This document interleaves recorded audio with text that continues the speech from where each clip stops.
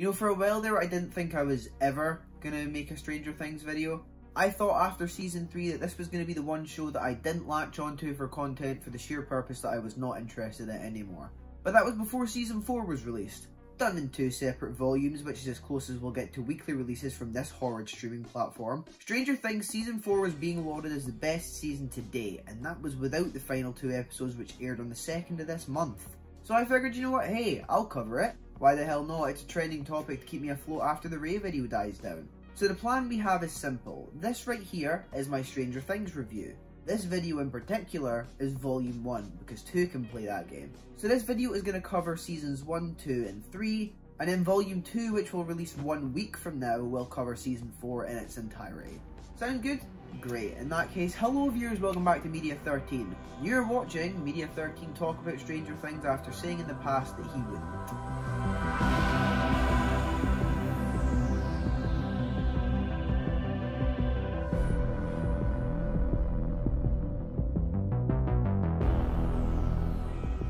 Still the best season currently.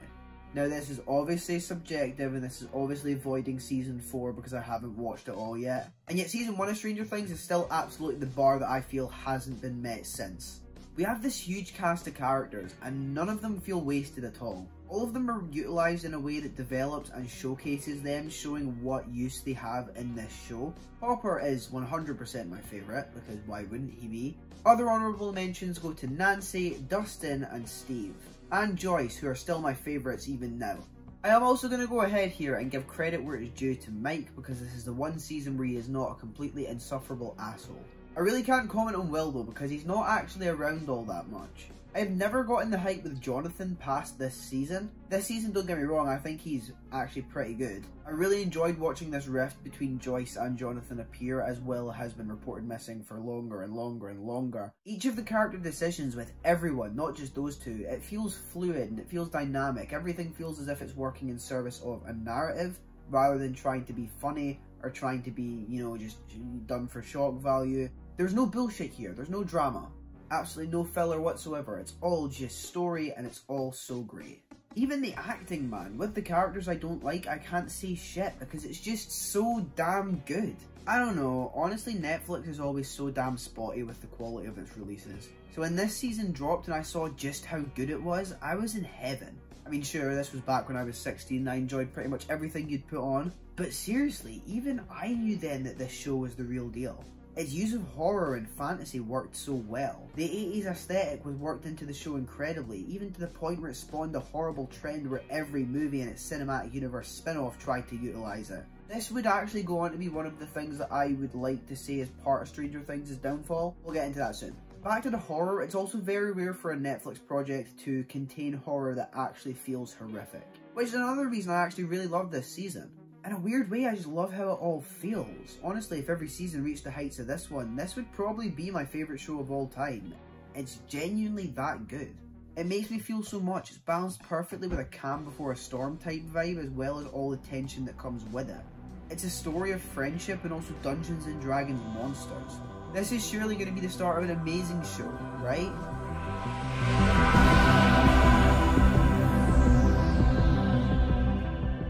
For what it's worth, I really enjoy season 2.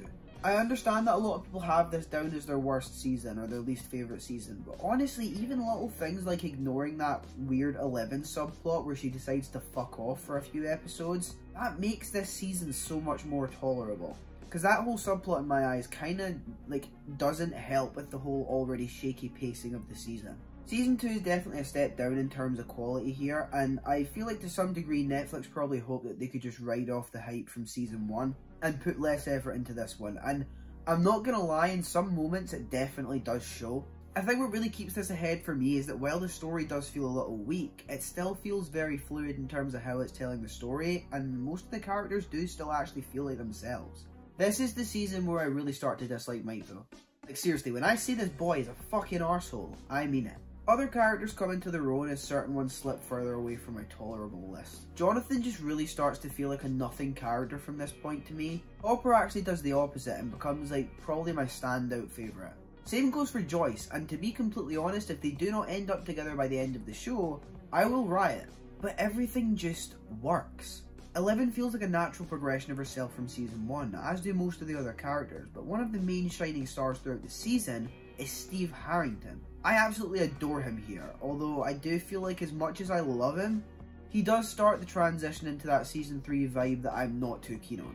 Will's connection to the Upside Down is a very interesting dynamic that's explored because it gets to this point where none of the characters are really safe because the Mind Flayer can always track them through Will. And I think that's honestly kind of cool. In terms of newcomers, we have Max and Billy. They are step siblings, and if I'm being completely real, Max is probably one of the better additions we've had to this show. She's this redhead that Lucas and Dustin both spend the entire season near enough simping over.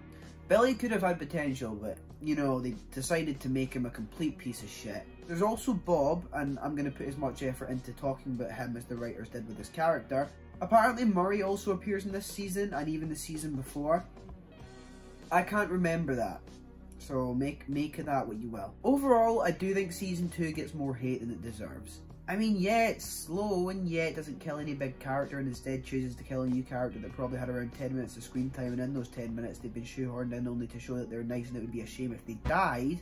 Let's hope that doesn't become a recurring theme. The horror vibe still feels very strong, and for that I do think it succeeds, even if it shows early signs of where the show starts to lose me a little. That's probably my cue to move on to season 3 now.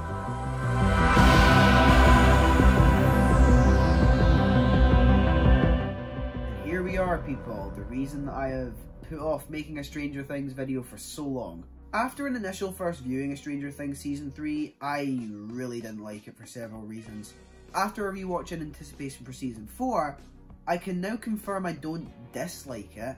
Look, I understand a lot of people hold Season 3 as their favourite, and to a certain degree I understand that, because the way it's structured, the way that they sort of tried to aesthetically structure it this time, I can see the appeal behind it, it just doesn't appeal to me. My main reason is that this is where this show starts to feel less like a play on the 80s and more on a Stranger Things-ified version of the 80s. I know for a lot of you that isn't going to make sense, but for me, what I'm trying to say is that it doubles down a lot on corniness and over-the-top writing. And as far as characters go, I hate what's done with a lot of them this season. First off, Steve is my guy, and I feel for him, Erica, Dustin, and newcomer Robin because they're lumped in following the story of what is easily my least favourite thing about this show. Because fuck this show for making the Season 3 villains Russians.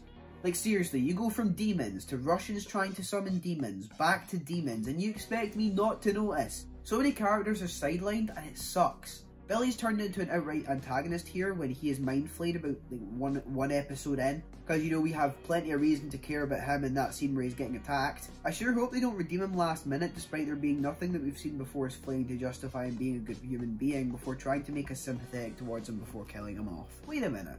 As expected, we don't lose a main character. The only consequential deaths are characters we do not give a shit about or we have barely seen. They introduce Alexei, who is a happy, fun, loving life Russian dude. Feels like a literal man-child in a show that's still trying to take itself somewhat seriously. They do everything in their power to make him the audience's new little toy before killing him, and I'm expected to feel sad because the character that I've known for less than half of a season feels sad. Hopper and Joyce are still good though. Jopper will be canon. I don't think there's a single kid that doesn't feel sidelined or overly animated here. It's as if this show got completely different writers to alter the vibe in such a drastic way, it actually gives me whiplash.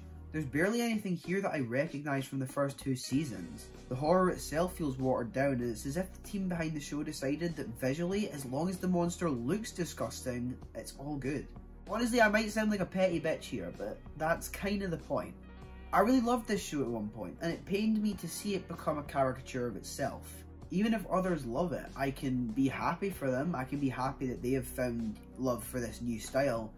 And I don't feel like it's a bad thing that I haven't caught on to it and I haven't really latched onto this. The only redeeming factor of this season is Hopper in my eyes, and Joyce, but more in particular Hopper. His arc is fantastic, and it's rounded off by this heart-wrenching silent goodbye between he and Joyce as he has to sacrifice himself.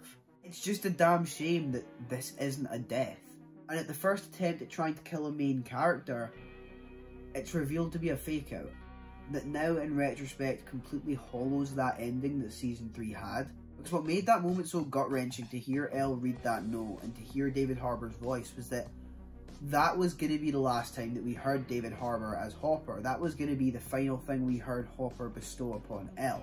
And I think to then go back on that and just decide, you know what, he's alive. And let's be real, I understand they probably had it in the plans to begin with, but it just feels cheap. I have spoken to people, and I know people, and I am friends with people who are happy that Hopper is revealed to be alive. I am personally bittersweet about it. He is one of my favourite characters. I just wish that we could say goodbye to someone knowing that it's a goodbye.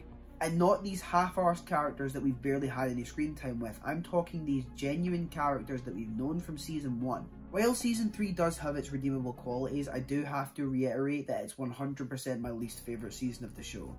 And this is going to sound really over the top and childish, but I feel like in a way it damaged my emotional connection that I had to this show, even if it was a smaller one compared to other people. I mean, I was now going into Season 4 with a total of around 4 characters that I cared about. Even then, I'm still not even convinced that one of them needs to be alive still. With a lot to do in order to satisfy and pull me back into wanting to watch this show, Stranger Things Season 4 has to be big. By this point, you've no doubt already seen it, so feel free to join me next Wednesday as I give my personal thoughts on what is, for me, Stranger Things' last chance.